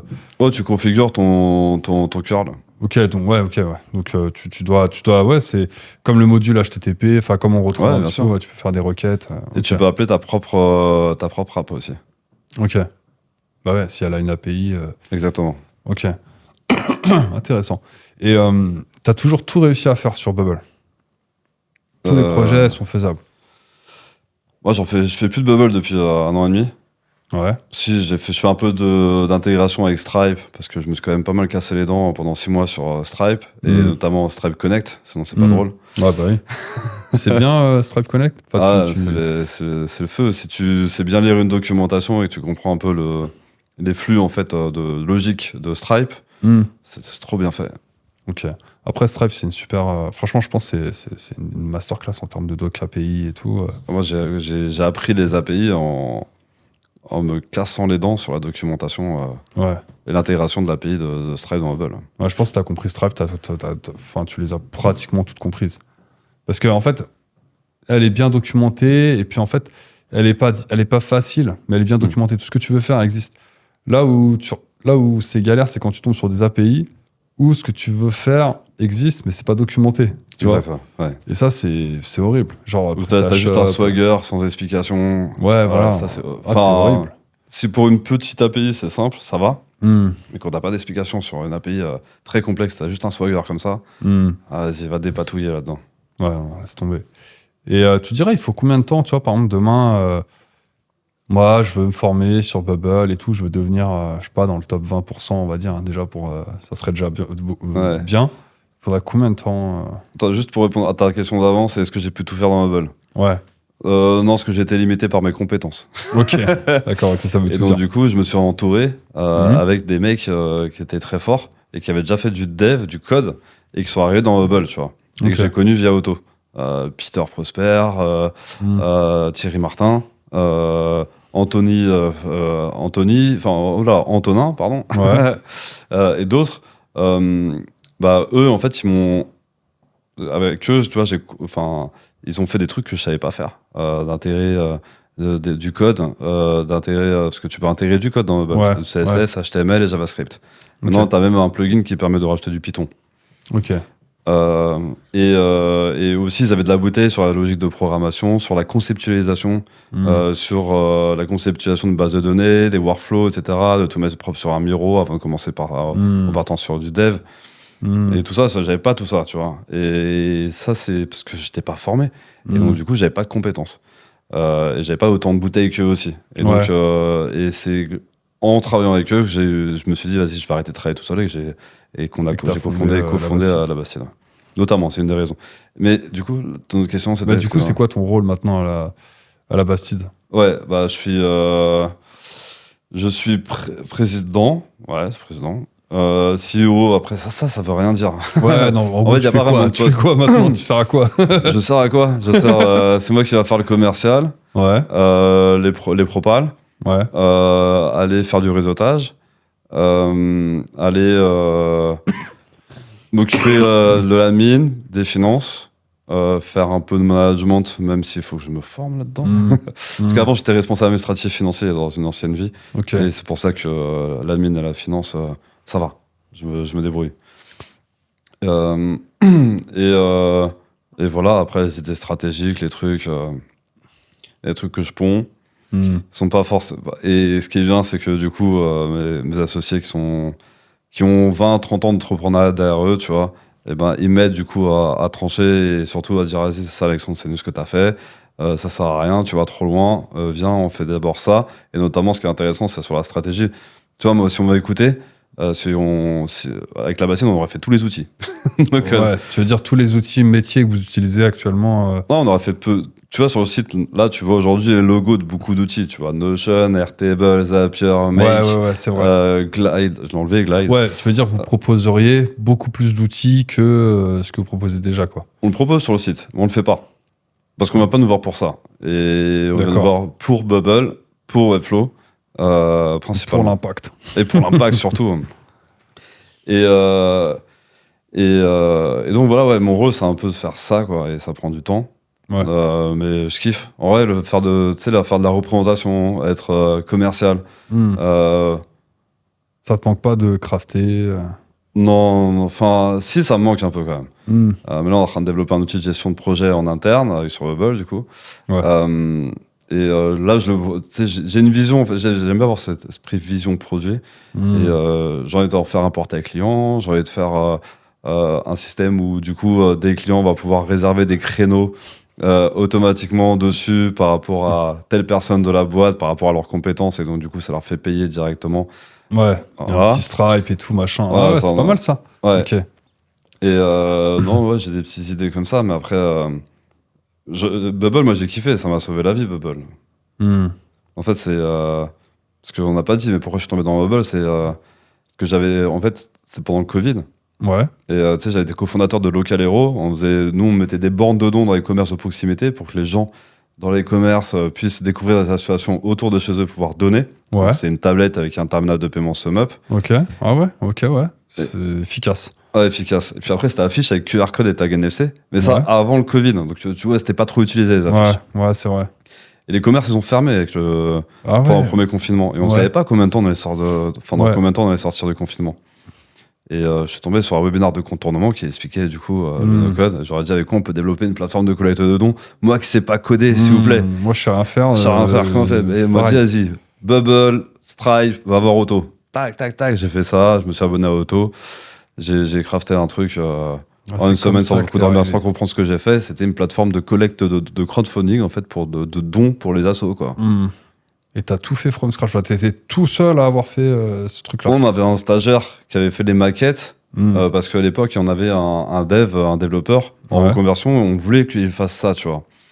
Mais ça prenait beaucoup de temps, parce qu'en dev from scratch, et puis le monsieur, il était aussi en reconversion, donc on peut pas lui demander Ouais. de faire une plateforme de Ouais, crowdfunding. c'est chaud quand même. Donc il avait développé des trucs intéressants, tu vois, mais notamment c'était de l'interface dashboard association pour qu'ils puissent voir en fait leurs dons en temps réel.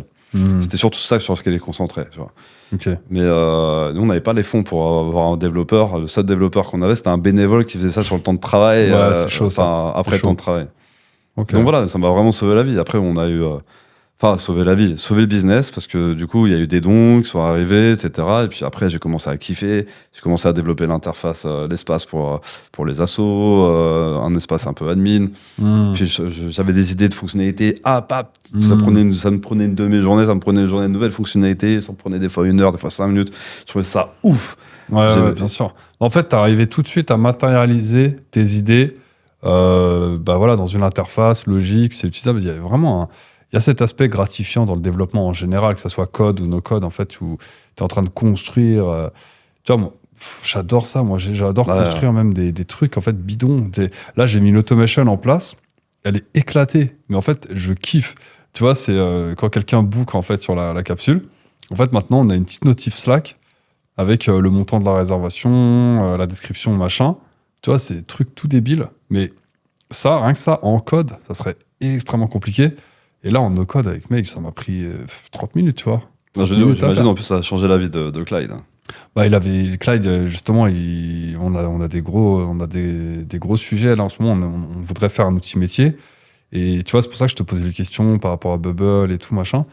Moi, j'ai essayé de le faire sur Glide, hein, l'outil que je te parle. Mais c'est trop limité. J'ai essayé de le faire sur Fillout, qui est un outil de formulaire et tout. Ah, tu vois, je t'ai dit à chaque fois, et franchement, j'en ai benchmarké, tu vois.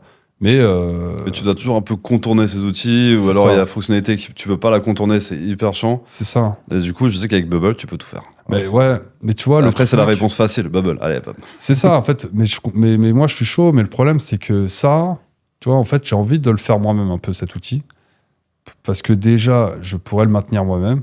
Je pourrais... Et puis moi, ça me challenge aussi un peu techniquement, tu vois. Mais fais-le, tout à l'heure, tu m'as parlé de Budibase, mais je pense Supabase. Avec Budibase et Supabase, je pense qu'on va... je vais pouvoir le faire, tu vois. Mais ça, c'est des outils qui m'intéressent. Ouais. Bah, Budibase, en fait... Mais je suis pas dev. Pour le vendre, en gros, c'est un outil c'est une alternative à Retool. Retool qui permet de faire des applications CRUD. Donc, en gros...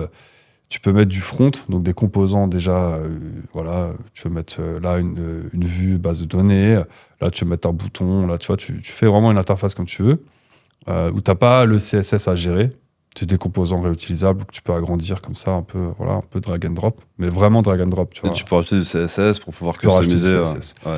L'avantage avec Budibase, c'est que moi je suis vraiment un amateur, moi je suis un fou sur l'UX. Il faut que l'outil soit agréable à utiliser, agréable à développer dessus. Et sinon, j'ai la flemme, quoi, tu vois. Et Budibase, tu kiffes? Budibase, l'interface, en fait, elle est hyper claire. C'est-à-dire que l'outil est complexe. J'ai regardé vite fait 10 minutes avec Loïc. Ouais. Et alors? Et ça a l'air intéressant. Après, oui, il faut que... faut quand même mettre ses mains dedans. En fait, l'outil est pas simple, mais... ce qu'il te propose de manière design, c'est du limite wireframe, quoi. Ouais, c'est efficace. Ouais. Et même, tu vois, t'as bien tes 3 menus. Ok, t'as tout ce qui est data. La data, c'est soit l'API qui va la récupérer, soit j'ai une base de données qui est faite. Interface, layout et automation. Et en fait, juste, t'as ces 3 menus-là, tu navigues dans les 3. Tu peux faire des wrappers. Donc, par exemple...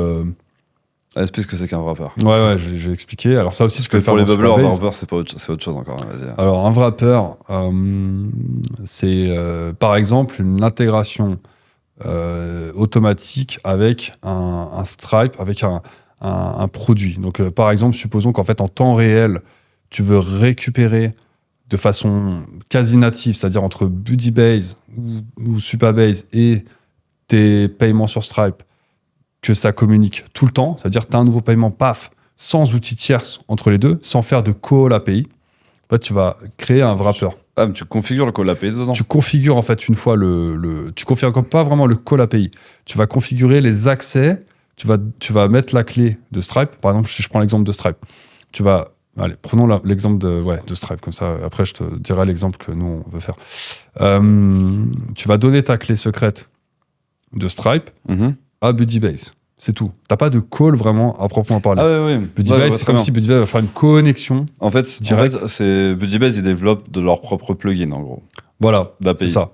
Parce que dans Bubble, c'est la communauté, ou Bubble à un moment qui avait développé pas mal de plugins, mais maintenant c'est la communauté qui développe des plugins, soit d'API, soit de JS. Tu vois. Ouais. Dans Budibase aussi, Budibase, l'outil est open source d'ailleurs. Ouais. Il y a pas 50 000 c'est les développeurs qui sont sur GitHub, qui développent voilà, des composants ou des intégrations. Ouais. Et donc l'avantage, c'est que c'est hyper performant. T'as pas besoin de gérer vraiment, de faire des calls dans tous les sens. Et nous, là dans Budibase par exemple, il y a un des wrappers que je vais utiliser. En vrai, il y en a 2. Il y a celui avec Stripe. Donc j'ai besoin de faire une connexion native. Tu pourrais le faire avec des calls API. T'as tous les calls Stripe dedans ou pas? Pas tous. C'est dur de tous les avoir. Ouais, parce que quand tu mets le wrapper, tu peux lui préciser qu'est-ce que tu veux, les paiements, les clients, tu vois. Et tout c'est comme tu vois, c'est une vue en fait, c'est une synchronisation, voilà, ça le mot que je cherchais tout à l'heure. Est-ce que t'as un Stripe Connect aussi? T'as des calls pour le Stripe Connect ou pas? Alors là, tu peux soit faire tu peux faire toi-même développer, tu peux tout faire dans Budibase au niveau de l'API. Oui, aussi. C'est fait pour faire du CRUD. C'est fait pour aller créer de la donnée, modifier, le CRUD. Et t'as une base de données dedans dans Budibase? Alors t'as une base de données qui est CouchDB, ça s'appelle. Donc c'est pas leur base de données à eux, c'est une base de données open source. Ça aurait très bien pu être Supabase, la base de données. Donc tu peux créer une base de données directement interne à l'outil. Mais sache que quand tu crées une base de données interne à l'outil, en fait, tu es en train de créer une base de données dans CouchDB, qui est un outil open source aussi. Et donc, sur laquelle tu peux aller sur CouchDB, récupérer tes données, etc. T'es pas loqué sur Budibase. Parce que j'ai vu qu'ils proposent aussi d'aller sur Firebase ou sur Supabase. On a des intégrations natives avec Supabase. Ouais, t'as des intégrations même avec Airtable. T'as un wrapper avec Airtable, t'as un wrapper. Et moi, là, le cas, là, c'est ça, c'est que je vais ramener tous les paiements sur Stripe pour qu'on puisse voir un peu tous les paiements, parce que là, je dois aller sur Stripe pour voir les paiements sur Stripe. Ce serait bien d'avoir juste tout dans le même outil, quoi, tu vois. Tous les fichiers. Nous, c'est de base, pourquoi je suis parti sur cet outil, c'était parce que là, nous, on envoie des gros fichiers et tout. Donc là, on a une intégration, pareil, en wrapper avec Amazon S3. Et donc, en fait, sans rien faire, on va récupérer tous les buckets pour pouvoir créer des buckets. Donc, des buckets, c'est ce qui te permet d'avoir des récipients, en fait, où tu peux mettre plusieurs fichiers dedans, quoi, tu vois, en gros. Ouais, j'explique pour les auditeurs. Et donc, tu as le wrapper avec Amazon S3 qui te permet de récupérer les fichiers en temps réel, les supprimer, etc. Et en fait... Et les workflows, c'est comment dans Budibase? Je ne suis pas allé jusque-là. Bien sûr, ouais, les workflows, tu peux faire du cron, tu peux faire tout ce que tu veux, du JavaScript. Par exemple, en fait, les workflows, c'est aussi puissant que Zapier, voire plus. Et tu peux coder, en fait. Et tu peux coder, alors c'est marrant parce que... Tu les vois, les workflows, ça se présente comment? Un peu comme Zapier, tu vois. Ah, c'est comme ça? Étape 1, étape 2, tu vois, de haut en bas. C'est pas en blue, je sais pas quoi, c'est le... Ah non, c'est du haut en bas, un peu comme Zapier, quoi, au niveau de l'interface. Ouais, un peu comme Xano aussi, du coup. Un peu comme Xano, ouais, mais après, tu vois, c'est vrai que là, je l'ai pas en tête. Mais un peu. Et ce qui est puissant dans Budibase, c'est que je n'aurais pas comment expliquer là de façon simple. En gros, tu peux prendre n'importe quel. Alors ça va être hyper pas logique ce que je vais raconter, mais en gros, tu peux utiliser dans un élément du front du Budibase dans ton automation. Un élément du front dans ton automation. Dans Glide, c'est pas possible. Enfin, je sais pas comment dire. Ah oui, je vois. J'ai un cas très spécifique. Mais par exemple, tu peux tout mettre en variable. Par exemple, demain, là, je veux faire une automation. Je peux appeler une variable de n'importe où de mon front. Ou de n'importe où. Enfin, t'es vraiment... Ouais, il y a un hack comme ça dans Bubble aussi, c'est que tu peux cacher des variables. En fait, tu fais des groupes. Ouais. Tu peux aller sur un pixel 0 sur 0. Ok. Et dedans, tu mets tes variables. Ah ouais, c'est pas mal ça. Avant, on le faisait ça en pop-up et on appelait ça vient de RDev qui avait ce principe-là de pop-up de hidden variables. Et c'est les variables cachées que tu centralises sur une pop-up qui n'est pas display en fait en vue show ou hide user. Ouais, donc en fait, ça t'ouvre quand même un truc. Le front, il existe, mais comme c'est 0 pixel, l'utilisateur ne le voit pas, quoi. Ouais, exactement. Ok, je vois. Ouais, c'est smart. Bah là, et dans Budibase, un des trucs qui est pas mal aussi, c'est que tu vois, alors déjà, le framework, c'est Svelte derrière. Franchement, Svelte, c'est incroyable. Voilà. C'est incroyable. Même Melvin, qui est un pro de... C'est un mec que je suis un peu, tu vois. Il a dit après React, c'est Svelte. Sachant qu'il est biaisé, hein, tu vois. Mais Svelte, en fait, si tu veux... tu t'y connais un peu en framework, dev ou... Non, du tout. En gros, c'est pas un framework, c'est un compilateur. Ouais. C'est un compilateur. Bon, c'est très différent, mais en gros, c'est un framework moi, que je suis perso, que je suis un peu curieux. Et ça permet, comme c'est assez accessible, parmi tous les frameworks, c'est assez accessible, et c'est quasiment aussi puissant que Next, que React. Du coup, comme je t'ai dit, l'outil est open source. Donc, pour développer dessus, c'est simple et c'est agréable, tu vois. Après, il n'y a pas beaucoup de contributeurs parce que pour l'instant, Svelte, c'est pas non plus le framework le plus utilisé. Il n'y a pas autant. Mais du coup, ça, pour moi... C'est prometteur. C'est prometteur, exactement. C'est prometteur. C'est-à-dire que les gars, ils sont sur un framework qui est nouveau. Ils ont pris le risque d'être sur un framework qui est nouveau, mais ça leur donne l'avantage que le taux d'adoption sur Svelte, quand tu regardes sur les stats State of JS, les gens qui vont sur Svelte depuis 2 ans ne lâchent pas Svelte. Ok, c'est intéressant. Ouais. Il y a des courbes en fait comme ça, le taux d'adoption et le taux de récurrence. Il y a plus en plus de gens qui s'engagent aussi là-dessus. Voilà. Alors que tu regardes sur Vue, tu as un gros taux d'adoption, mais la courbe elle redescend après. Tu as des gens qui vont sur Vue et qui lâchent. Ouais. T'as beaucoup de gens qui vont sur React, ils restent la plupart du temps, tu vois. Et sur Svelte, pareil, les gens, ils y vont, ils restent, quoi. Et après, sur le taux de satisfaction, State of JS, c'est un bête de site pour faire des études, justement, sur cette... Moi, je regarde beaucoup ça pour... Comment ça s'appelle le site State of JS. JS comme JavaScript. Ouais, comme JavaScript. Ah ouais. Et en fait, c'est tous les frameworks, tous les trucs en dev. Qui sont liés au Ouais. JS. Ouais. Tous les ans, il y en a un qui sort. Tous les ans, il y a une Ok. étude, une grosse étude. Je crois qu'ils interrogent, je sais pas, je ne pourrais pas dire le chiffre, mais plusieurs milliers de développeurs. Ils posent plein de questions et ça permet de voir le taux d'adoption, le salaire, la récurrence d'utilisation, c'est-à-dire l'awareness. Donc, est-ce qu'ils connaissent le framework? Est-ce qu'ils ont envie d'y aller? Voilà, et ça te sort plein de statistiques dans tous les sens pour un peu comprendre les grandes tendances, où va le monde du développement. Et la dernière édition, elle date de 2022. Ok. Donc là, ça veut dire que ça, ce que je te raconte, ça date C'était de de 2020. réponses qui ont été données en 2022. On n'a Ouais. pas encore celui de 2023. Ok. Donc, Intéressant. donc il y a Faudra regarder, faudra ça. surveiller. Et il y a un truc qui est pas mal aussi pour finir sur Budibase, c'est que en gros, quand tu vas importer un composant, par exemple, je sais pas moi, une liste avec une base de données, enfin bref, tu peux l'utiliser tel quel, mais tu peux aussi faire en un clic droit, je sais plus comment il s'appelle le mot, décomposer, et en fait, ça va te décomposer. Donc, au lieu d'avoir une liste, en fait, tu as un container. Dans ce container, tu as une base de données. Tu as en fait un title, tu as ce truc-là. Et en fait, tu peux, si tu veux, tout décomposer pour tout remodifier. Et à un moment, j'ai eu besoin de le faire. Non, l'outil est incroyable. Quand tu dis décomposer, c'est-à-dire grouper et dégrouper, en gros. Bah, tu peux pas le regrouper après. Ça y est, t'as éclaté ton composant, Ah, t'as ok. fait des changements dessus. Donc, du coup, Et tu veux pas le regrouper et dire, vas-y, je crée un nouveau composant avec ça? bah, c'est pas grave parce que t'as pas besoin de le. Ouais, ça, c'est une bonne question, je sais pas. Tu vois, j'ai pas encore tryhard l'outil de ouf. Ouais, je sais qu'il est ça pourrait être prometteur, mais de toute intéressant. façon, Ça, je vais faire des intéressant, vidéos ouais. dessus. Du coup, Non, après, t'as franchement. des composants que tu réutilises, ça fait ta propre bibliothèque, quoi, en fait. En gros. Bah, moi, je pense que. Voilà, et. Voilà, pour finir un peu sur les outils, moi, je vais plus maintenant, tu vois, mon trigger, ça a été le pricing sur Glide. Et en fait, je veux pas reproduire les mêmes erreurs en allant sur un outil vraiment all-in comme Bubble et tout.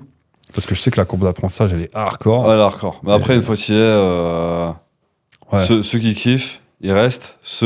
Et tu vois, sur un outil comme ça qui est hyper complet, et donc du coup, tu peux repousser les limites parce que tu peux rajouter du code. Donc tu peux quasiment tout faire. Quasiment. Même il y a des mecs qui ont fait du fine-tuning aussi d'IA avec Bubble. Ouais. Mais là, c'est un peu plus haut level. Il y a des gens qui atteignent facilement un plafond de verre, en fait, qui est lié à leurs compétences ou à leur compréhension, en fait, de la logique de programmation ou de aller bouquiner pour bien maîtriser ce que c'est qu'une API, ce que tu peux faire avec du JSON, ce que tu peux rajouter comme script.js, etc. Donc maintenant, il y a l'IA qui est là pour normalement t'aider à aller dépasser, à casser ce plafond de verre plus rapidement. Il y a très peu qui l'utilisent, en fait.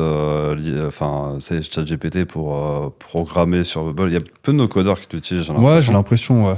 Alors que nous, ça nous a fait faire des trucs de ouf, des fonctionnalités de ouf. Qu'est-ce que je veux dire? Et oui, en fait, c'est cette limite, en fait.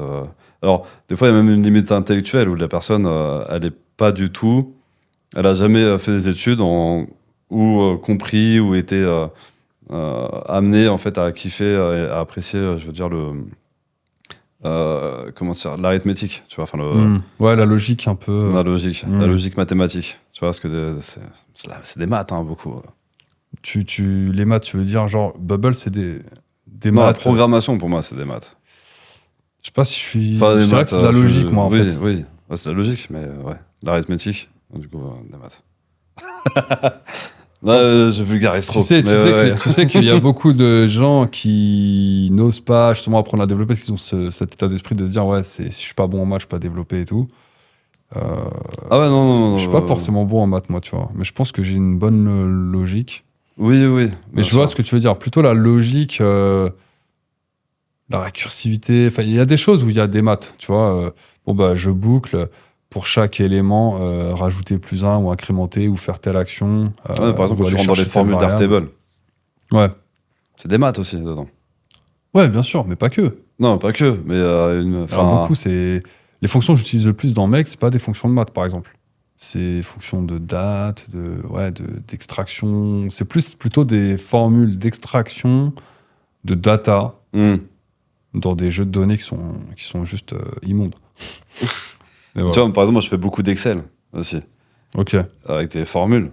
Ouais.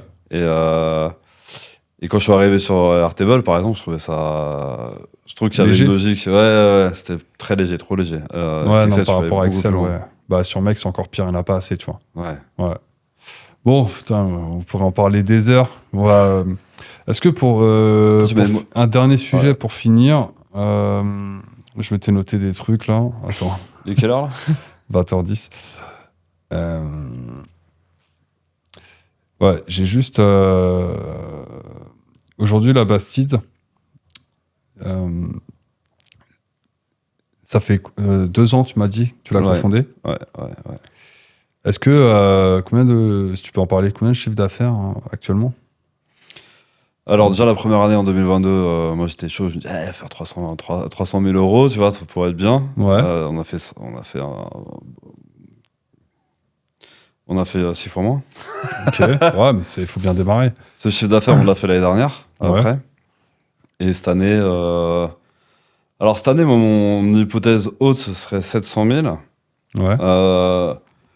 Avec mes associés, on n'est pas forcément d'accord parce que ça demande beaucoup de travail quand même. Mais déjà, si on arrive. Alors, l'objectif, c'est pas d'atteindre un certain chiffre d'affaires comme 500 millions. C'est pas l'objectif, ouais. C'est pas l'objectif. L'objectif, c'est de pouvoir que tout le monde ait du travail. Ok. Et être à plein temps. Tout le monde est staffé à 100%. Qu'il soit freelance ou salarié, qu'il soit vraiment à plein temps, il a du travail tout le temps. Et que ça ne rogne pas non plus sur la qualité de notre travail. Okay. Parce qu'aujourd'hui, nous, nos clients, ça fait 1 an et demi qu'on les accompagne. Et ils nous demandent un peu tous les mois, toutes les semaines, de développer, de modifier, de faire des trucs, etc.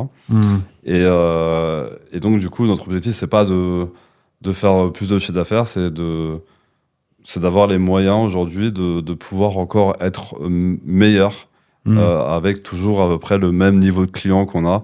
Pas trop. On n'a pas envie de scaler, c'est pas notre objectif. Okay. On a envie d'être une agence qualitative, très qualitative sur Bubble et sur Webflow. Voilà, principalement c'est ça. Et toujours pour des projets à impact positif, pour l'objectif de changer la norme et changer le monde.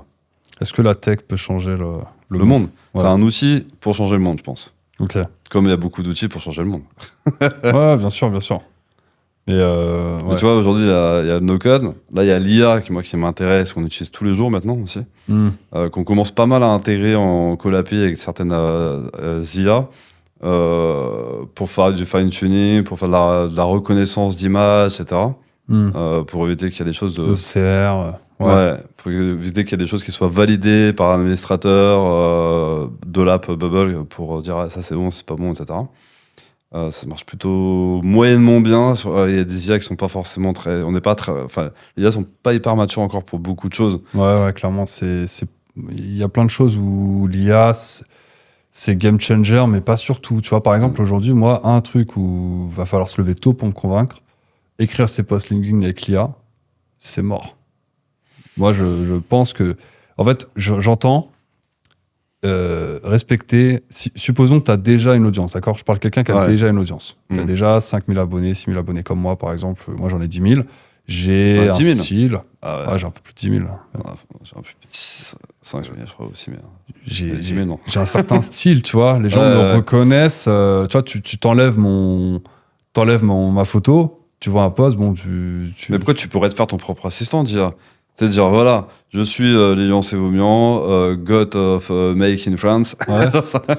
Et tu lui envoies, en fait, du coup, tu sais, quand tu fais un assistant de GPT, et tu lui envoies tous tes posts et tout. Exactement. Et tu lui dis, tu me réécris selon ce style-là, et tu me soumets des thématiques que je peux avoir, etc. Tu vois, ça, c'est intéressant parce que ça, c'est le seul truc que j'ai pas testé. Moi, je te parlais plutôt des outils, des SaaS, tu sais, qui disent, voilà, écrivez vos posts avec l'IA, blablabla, tu payes un abonnement, machin. Ça, franchement, n'y allez pas, ça sert à rien, vous allez payer pour rien, parce que l'outil respectera jamais votre plume. En tout cas, quelqu'un qui a déjà un style et tout, une audience et tout, Le seul truc qu'il peut mieux faire avec l'IA, ouais, c'est de prendre ses propres données, de les imputer et que ça respecte un peu la même... Mais sinon, à part ça, Complètement.